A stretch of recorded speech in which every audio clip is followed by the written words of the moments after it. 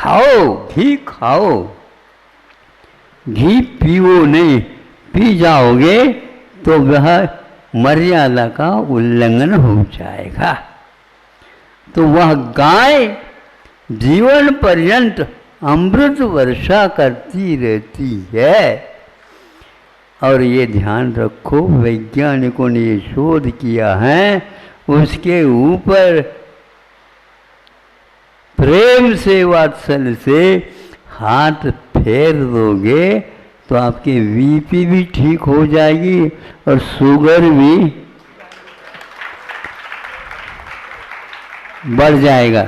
लेकिन आप अपने घर के किसी भी व्यक्ति की वजह से कर दो तो बढ़ जाएगा, क्योंकि वह राग है। तो आज राग का दिन नहीं है। कौन सा दिन है? त्याग। अच्छा, तो यह त्याग जो करता है उसके सहवास में रहा करो। पश्चिम एक व्यक्ति ने यह भी शोध किया कि उस जहाँ गैया बनती है वहाँ पर आप रात में भी रहोगे, निश्चित है, और भयानक रोगों की भी चिकित्सा हो जाएगी। बिल्कुल। उसके पास सुबह से लेकर के शाम तक ऑक्सीजन है और शाम से लेकर सुबह तक भी ऑक्सीजन है। अरे प्राण वायु है। प्रमत योगात् प्राण व्यपरोपणम, हिंसा ये सूत्र आया है। आप प्रमाद न करो और वहाँ पर रहोगे तो इस प्रकार होगा। ऐसे पेड़ पौधे भी है जो केवल आपको ही प्राणवायु प्रदान करते हैं, और स्वयं उससे विपरीत गैस का उपयोग कर लेते हैं। यह और आप क्या करते हैं? शुद्ध प्राण वायु ले लेते हैं और अपान वायु एक प्रकार से आपके लिए बाधक तत्व है, उसको छोड़ देते हैं। इसलिए रागी और विरागी के साथ बहुत संबंध बना हुआ रहता है, लेकिन रागी जो है एक प्रकार से राग के कारण वह न स्वयं की चिकित्सा कर सकता है और न ही पर के लिए सहयोगी दे सकता है। इसलिए महापुरुष जो कोई भी हुए हैं, क्या कह रहा था? रामचंद्र वहाँ सबके लिए बांटते जा रहे हैं, बांटते जा रहे हैं, और सबको खुश करते जा रहे हैं, खुश करते जा रहे हैं। राम दिन रात लोगों को ये दान देते जा रहे हैं, देते जा रहे हैं, और भीतर अपने मन को डांटते जा रहे हैं, डांटते जा रहे हैं, डांटते जा रहे हैं। मन को हमेशा हमेशा डांट लगाने वाला ही महान पुरुषोत्तम बन सकता है। आपको बनना है महापुरुषोत्तम।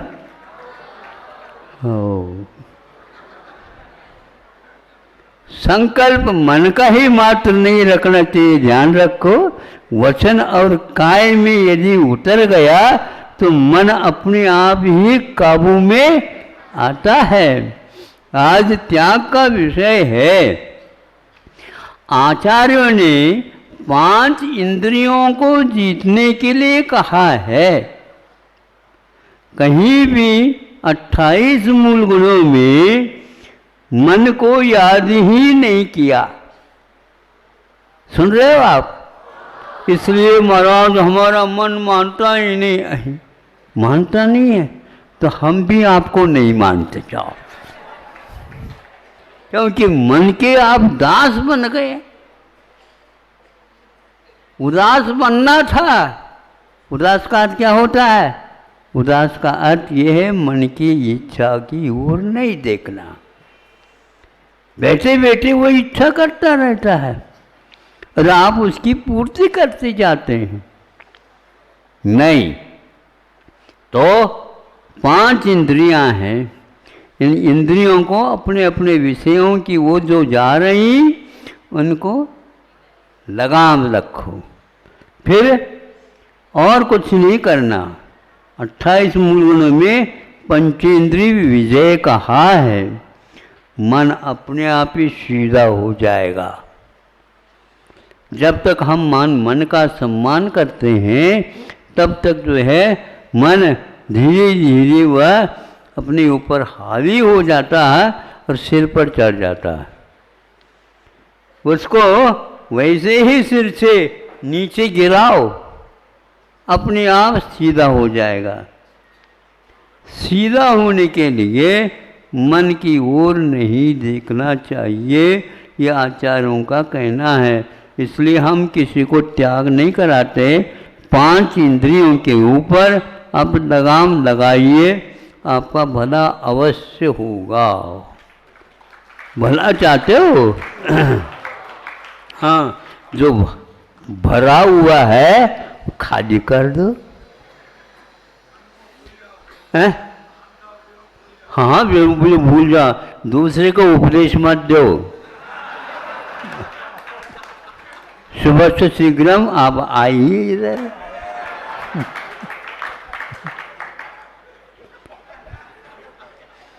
क्या? क्यों? ठीक लग रहा? बहुत अच्छा।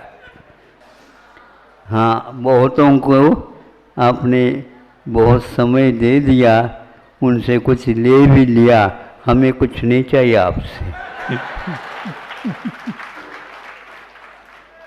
वो इसीलिए कह रहे थे, देखो हमने आप लोगों से क्या कहा था, 10 लक्षण पर्व में त्याग के दिन आ जाओगे तो मुझे वहाँ पर बिठा दो, सब आपका काम हो जाएगा। किंतु इन लोगों ने ज़्यादा लोभ कर गए। 3 दिवसीय। हाँ, पहले तो कहा था एक दिन भी बहुत बड़ा हो जाता है, हजम नहीं कर पाओगे। हाँ, ज़्यादा मोह न करियो, यही 2 दिन अन्यत्र और लगा दो तो और ज़्यादा आ जाएगा। गाय सुबह भी दूध देती है, शाम को भी दे देती है, मेहमान आ जाए तो मध्याह्न में भी दे देती है। किंतु आप लोभ करोगे तो गड़बड़ होगा। ऐसे सात्विक जीव के पास रहने से हमारा भी जीवन सात्विक बन सकता है। नहीं है तो तामसिक बनने में देर नहीं। इंद्रियों को किसी भी प्रकार से आप सहूलियत मत दो और उसको जो आवश्यक उतना दे करके अपना काम निकाल देना। इसलिए पुराण पुरुषोत्तम राम अपने मन को डांटते जा रहे हैं और बाहर से प्रजा का हित करते जा रहे हैं। ऐसे त्याग तपस्वी के व्यक्तित्व के लिए जो कि पुराण पुरुषोत्तम में आ जाते हैं, महाव्रतों को अंगीकार किया, ऐसे के लिए बार बार नमस्कार। अहिंसा परमो धर्म। 9 अध्याय हो गए हैं। अंतिम अध्याय कल 10वां अध्याय है और उसी प्रकार 10 लक्षण धर्म भी कल अंतिम है और आज उपांत है 9वां। अब इसमें इस अध्याय में बहुत सारा विषय गुरुदेव ने दिया है, उन सब का वाचन 1 घंटे 1.25 घंटे में होना तब संभव है जब हमें वाक गुप्ती प्राप्त हो जाए। उसके बिना संभव नहीं। अंतर मुहूर्त में जिनवाणी का पूर्ण पाठ करने की क्षमता वचन रुद्धि जिनको बोलते उनको होती है। उसी प्रकार काय में इस प्रकार की क्षमता रहती है, वे 6-6 महीने तक उपवास भी करे तो भी बाह्य 6 तपों के साथ वे चर्या के लिए निकलते हैं। हम लोगों की बस की बात है ही नहीं, किंतु रिद्धि प्राप्त हो जाती है, वह भी सहज हो जाता है। 6 महीने तक तो उपवास करे और एक ही ग्रास बुद्धिपूर्वक लेकर के आए, अथवा एक ही घूंट पानी का लेकर के आए।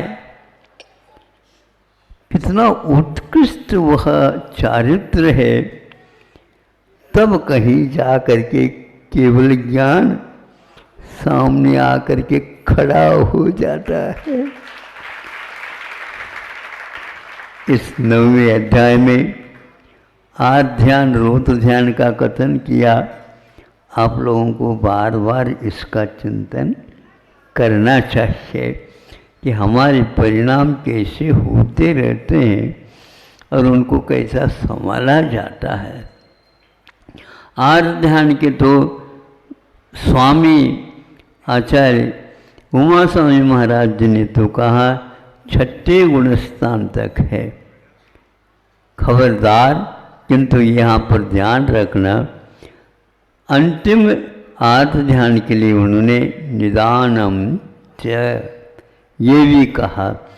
निदान वर्ज है वहाँ पर। कौन से गुणस्थान में? 6ठे गुणस्थान में मुनि महाराज के लिए, क्योंकि भोगों के अभिलाषा मुनि महाराज को न ही यहाँ की भोगों के, न ही ऊपर के भोगों के, कोई भी भोगों की अभिलाषा नहीं रखते। इसलिए वे मुनि महाराज पंचेंद्रिय विधि माने जाते हैं। किंतु यदि वह निदान हो जाएगा तो मुनि अवस्था ऊपर से बनी रहे, भीतर से तो उनको संयम लब्ध स्थान च्युत हो जाता है। अब आप लोगों को ध्यान रखना, निदान कितना भयंकर है। निदान बंद के कारण ही कभी कभी महापुरुष होने वाले हैं, लेकिन फिर वो भी चक्कर में आ जाते हैं और निदान कर जाते हैं अगले भाव में, इस तप का मुझे भी यही फल मिले। अरे जहाँ मुक्ति का फल मिल सकता है उसके द्वारा स्वर्ग के सुख की बात क्यों करता है? अज्ञान के कारण और अनंतकालीन संस्कार होने के कारण ऐसा होता है। आप लोग इतने धर्म ध्यान कर रहे हैं, रात दिन चिंता रहती है और बच्चों को भी संस्कारित करने के लिए कुछ बहुत परिश्रम उठाते हैं, किंतु आप लोग यदि हमारे लिए यह फल मिल जाए ऐसी आकांक्षा करते हैं तो आपका जितना भी किया हुआ है वो पूरा का पूरा पानी में चला जाता है। इसलिए आप लोग किसी भी क्षेत्र में किसी भी प्रकार से धार्मिक अनुष्ठान कर रहे हैं तो इन बातों से अवश्य बचे। पंचम गुण स्थान तक निदान हो सकता है, हो ये नियम नहीं। और हो गया जैसे रावण अब नरक में चला गया है, गत जीवन में उनको कई प्रकार की रिद्धियाँ प्राप्त थी, विद्याएं प्राप्त थी, किंतु वह उस निदान करने के कारण वहाँ से नीचे आया और आपके सामने सामने ही नरक में चला गया। आगे वह तीर्थंकर होने वाला, ये भी इतनी बात सही है, किंतु यहाँ तो पेपर उसका बिगड़ गया।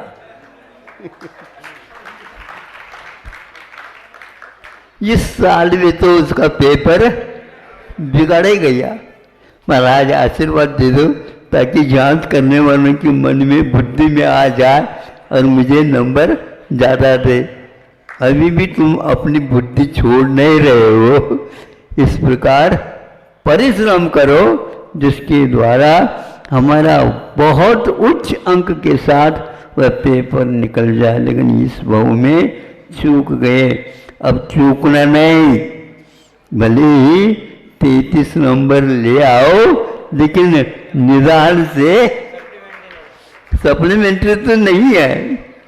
हम तो सप्लीमेंट्री देते ही नहीं किसको, पूर्ण नंबर ले लो। हाँ बिल्कुल। तो इस प्रकार निदान को यदि मुनि महाराज देख लेते हैं, निश्चित रूप से उनका भी पेपर बिगड़ जाएगा। वह वैसे ही बिना मांगे मिलने वाला था और वह अज्ञान के कारण वह रहा नहीं गया। इसलिए आप लोग इससे बचते रहना। रोगों होने के उपरांत उपचार करने की अपेक्षा से रोग आने से पूर्व में ही दक्षता रखना ये बहुत बड़ा कार्य है और बहुत अच्छा कार्य माना जाता है। इतना ही पर्याप्त है।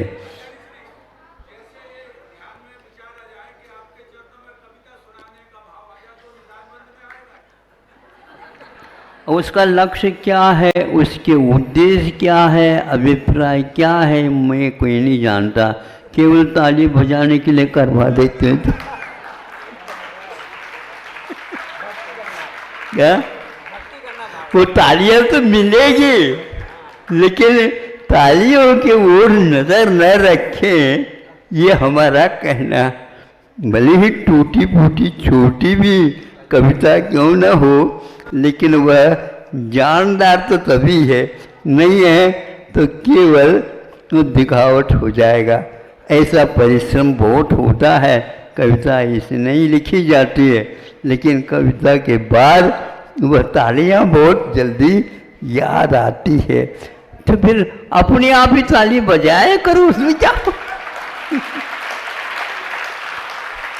अच्छे ढंग से जाकर के कविता यहाँ पर कह दी, किसी को ताली बजाओ ऐसे कहने नहीं, और कोने में आकर के बैठ गए और अपनी कविता के लिए ताली बजाते रहे। लोग क्या कहेंगे? लोग कहेंगे ये क्यों वो बजा रहे हैं? क्योंकि हमारी कविता आज बहुत अच्छी थी, इसलिए अच्छी थी किसी ने ताली नहीं बजाए। अहिंसा परमो धर्म। चर्चा के दौरान गुरुजी ने एक बार वह विषय हमें दिया जो सबको भी मिल सकता है, वो ऐसी बात नहीं, किंतु आस्था से जब हम उसको जोड़ते हैं तो रास्ता बहुत स्पष्ट होता चला जाता है। नहीं तो वह सब विषय एक प्रकार से नाश्ता बन जाता। आप आस्था से यदि जोड़ते हो, अवश्य ही सफलता प्राप्त होगी।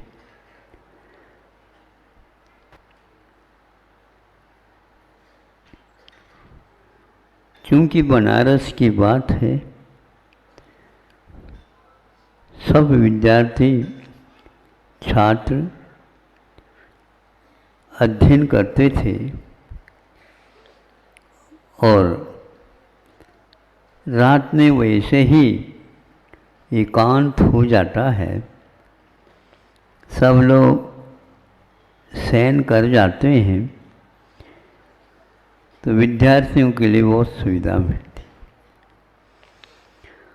अध्ययन करके छात्र आए, सो गए,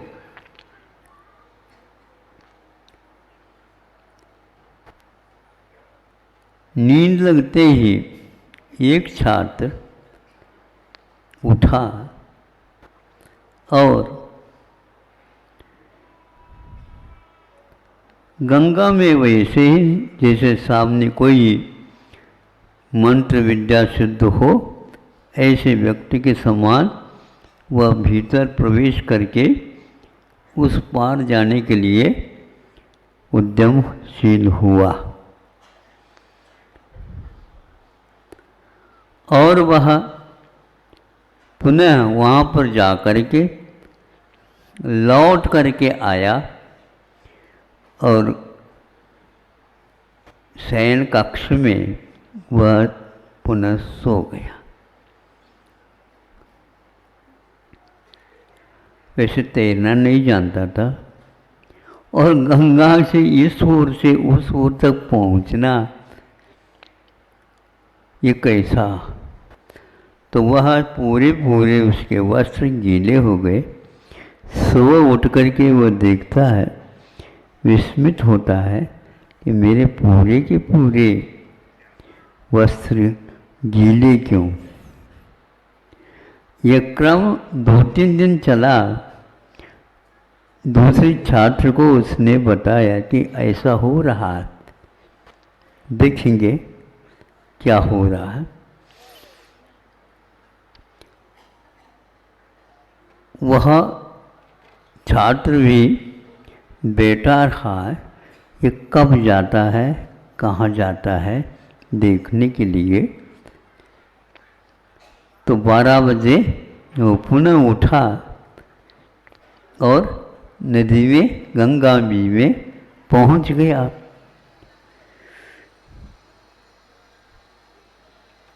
दूसरी छात्र जो किनारे पर बैठा था वो कहता है कि ये तो अब डूब जाएगा, क्योंकि तैरना तो जानता नहीं, अभी कैसे जा रहा है ये। इसने आवाज लगा दी, योग की बात है, उसका निद्रा भंग हो गई और वो डूब गया। अब हमें अपनी आस्था के नेत्र खोलने चाहिए। सामने सामने जो दिख रहा है गलत तो नहीं हो सकता, फिर भी हम उसको स्वीकार कैसे करें। यदि भूत लगता है, देव का प्रभाव होता है, तो डूबता नहीं, तो पार होकर के आ जाता। 2-3 दिन यह आता गया जाता गया, उस समय क्यों नहीं डूबा, आज क्यों डूबा। ज्ञात हुआ बाद में निद्रा में ऐसे कार्य हो सकते हैं।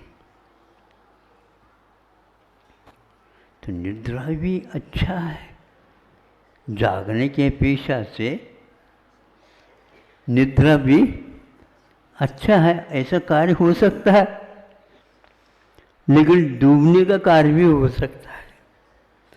जो जागता है स्वयं भी पार होता है और दूसरों को भी पार लगा सकता है। इसलिए हमें जागृति देवता की सेवा वैयावृत्ति और उसके चरण सानिध्य हमेशा हमेशा प्राप्त कर लेना चाहिए। और दूसरे कोई व्यक्ति होते हैं इसके बारे में ये सोचते ये सब देवों के करामात हैं। अब विज्ञान क्या इसके बारे में सोचेगा, ये प्रश्न है।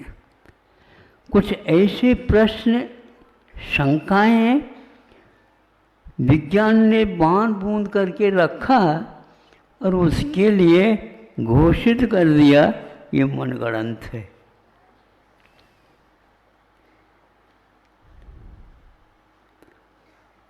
ऐसी चीजों को मन से ही गढ़ाया जा सकता है। मनगढ़ंत का अर्थ रूढ़ी नहीं, मनगढ़ंत का अर्थ वस्तु स्थिति से दूर होए ऐसा नहीं। इतना ही मैं बार बार पूछता रहता हूँ,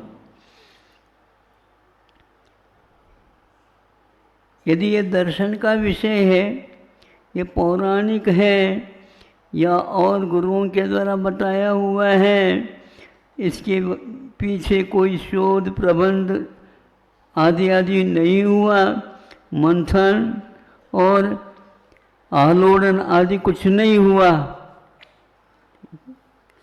इतना तो हम अवश्य सुन लेंगे, समझ लेंगे। किंतु यह अप्रामाणिक है ये कहना एक प्रकार से साहस का काम होगा, अथवा यूँ कहना चाहिए विज्ञान की कसौटी भी तो होना चाहिए। विज्ञान को कसो या दूसरी वस्तु को कसो, कसौटी तो चाहिए। लेकिन ये ध्यान रखें, कसौटी की भी प्रामाणिकता अपने आप में हुआ करती है। जब तक बैंकों में सोना रख कर के पैसा लिया जाता था, निकाला जाता था, जिसको आप कुछ भी कह दो, लोन आदि आदि, हाँ, तो यह सोना रखा जाता था। और यह सोना है क्या नहीं, बैंक वाले ये नहीं जान सकते, उसके लिए सुनार की कई आवश्यकता है।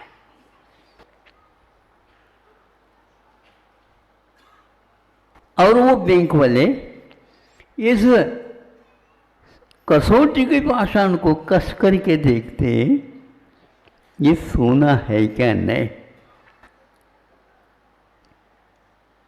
क्योंकि वैज्ञानिक होगा दूसरे विषय में, किंतु स्वर्ण पहचान के क्षेत्र में उसका कोई भी पहुंच ही नहीं है। और जब कसौटी की लकीर को देखते हैं, सोनार वहीं पर बैठा है और वो कहता है इस लकीर को थोड़ा सा इधर से और थोड़े से विशेष रूप से खींचो तो बात अलग बनेगी। जब खींचा तो वह अलग और गुणवत्ता को लेकर के शुद्ध हुआ। सामने वाला बैठा है वैज्ञानिक, ये आपने कैसे करा? अभी कुछ नहीं। हम प्राय करके जागृत अवस्था में कम काम करते हैं और सोते सोते बहुत काम कर जाते। देखा देखी जिसको बोलते, देखा मैंने देख लिया। अब देखी का अर्थ क्या होता है बोलो? ये उसके साथ देखा का समर्थन करने वाला देखी है। बेस नहीं है तो बेसमेंट बनाना पड़ेंगे ना, क्या बात हो गई? कोई धरती पर बेसमेंट बनाता है, कोई ऊपर उठ करके बनाता है। आप कौन सा चाहते हो बताओ? यहाँ पर भी बेसमेंट है, यहाँ पर भी बेसमेंट है। कि जल के ऊपर भी हम रह सकते हैं और जल में भी रह सकते हैं। अब एक और है, हम जल के ऊपर से भी वायुमंडल में भी रह सकते हैं। जैसे विमान की ओर आपकी दृष्टि चली जाए, अपने आप ही ठीक हो जाए। विमान को बनाने से पूर्व में पक्षी का अध्ययन कर लिया गया। ध्यान रखो, ये क्या है? उसके पंख, उसके शरीर की संरचना आदि आदि वैज्ञानिक आविष्कार के आधार स्थल थे। ठीक उसी प्रकार बनाया उन्होंने। तो वह जिस प्रकार रह सकता है, उसी प्रकार आप वायुमंडल में भी बिना आधार रह सकते हैं। हाँ, तब रह सकते हैं जब आप दुनिया में होते हुए भी दुनिया से कोई मतलब नहीं रखते हैं। जब तीव्र गति से चलाते हैं वाहन को, तो उस समय एक बार हमने उसी ड्राइवर चालक के पास बैठा था। ये क्या करता देखो, तो उनकी आँखों की पलकों की ओर मैंने देखा, उसकी पलकें हमारे जैसे जल्दी जल्दी झपकती नहीं थी। ये क्यों? क्योंकि यदि इसकी गति झपकने की जल्दी नहीं करते हैं तो संभव है उसी बीच में एक्सीडेंट भी घटित हो सकता है। उस समय उसके श्वासोच्छ्वास की प्रक्रिया भी बदल जाती है। आप जैसे धीरे धीरे श्वास लेगो तो गड़बड़ हो जाएगा। श्वास भी, आंखों के पलके भी, और चित्त की गति कहाँ है बताओ? चित्त की गति कहाँ है? सोच रहा है। जैसे कोई व्यक्ति अच्छे आधुनिक, हाँ हाँ ठीक, और नीचे एक पत्थर आ गया, ठोकर खा गिर गए।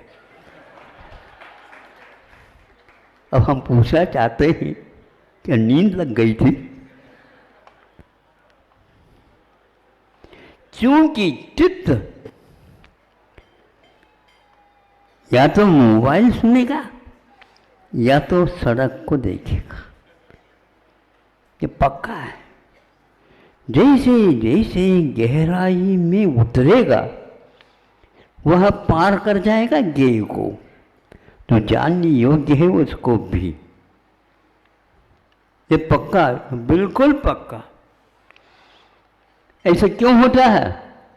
ऐसा इसका एक प्रकार से स्वभाव है, प्रकृति है। आपकी दृष्टि में इतनी तेज गति आ सकती है तो उस समय ये घटित हो सकता है। हर एक व्यक्ति की वश की बात नहीं है। जब ऊपर उठेंगे उस समय में भी हमारा, जैसे घोड़े के ऊपर सवार होने वाला व्यक्ति घोड़े के ऊपर बैठता नहीं, घोड़े के ऊपर उसके जो एलान है उसके ऊपर हाथ रख कर के ऊपर उठता है और हवा में वह भागता रहता है घोड़ा, और वह किसी प्रकार से अपने गुरुत्वाकर्षण को छोड़ता नहीं, नीचे आ नहीं सकता। और आप बैठ गए, ऐसे ही हाथी के ऊपर थोड़े बैठना है, ये तो घोड़े के ऊपर सवार होना है। तो उस समय उसकी गति के अनुसार, घोड़े की गति के अनुसार सवार हुआ जो व्यक्ति है उसकी भी स्थिति आ जाती है, अन्यथा यह कार्य हो नहीं सकता। ये एक दिन की बात नहीं, किंतु कई दिन व्यतीत हो सकते हैं। आपकी एकाग्रता सब कुछ काम करती है। एक आप हैं, लेकिन आपका चित्त एक नहीं है। बच्चों को कहा जाता है, बच्चों यदि सीखना है तो इधर उधर की बातें बंद कर दो। तो बंद करता है तो यह हासिल होता है उसको, और यह आसानी से भी हो सकता है। लेकिन नियम यही है कि आप उसमें समर्पित होकर के कितना एकाग्र हो जाते हैं, वह आधारित। तो आज वह सोने का ज्ञान जब वहीं पर बैठा था, सुनार हुआ कहता है हमारे हाथ में दे दो। और जो लकीर के माध्यम से उसने सोना है, लेकिन कितना है अनुपात से उसको भी बता सकता है। और अंजलि में उस सोने के बिस्किट को लिया, यूं यूं कर रहा है। ये क्या है? हाथ में तराजू है। तराजू को तो हम सुनते थे 2 पाल्टी चाहिए।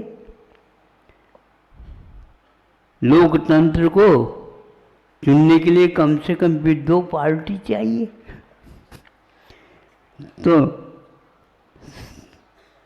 तराजू में एक ही पार्टी कैसे तोला जा सकता है? ये देखो, सुनार के हाथ में एक ही पार्टी है, और वह यूं यूं कर दिया, इसमें 5 तोला सोना है।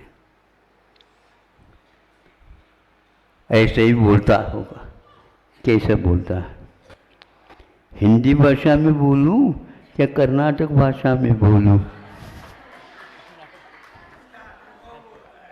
हाँ,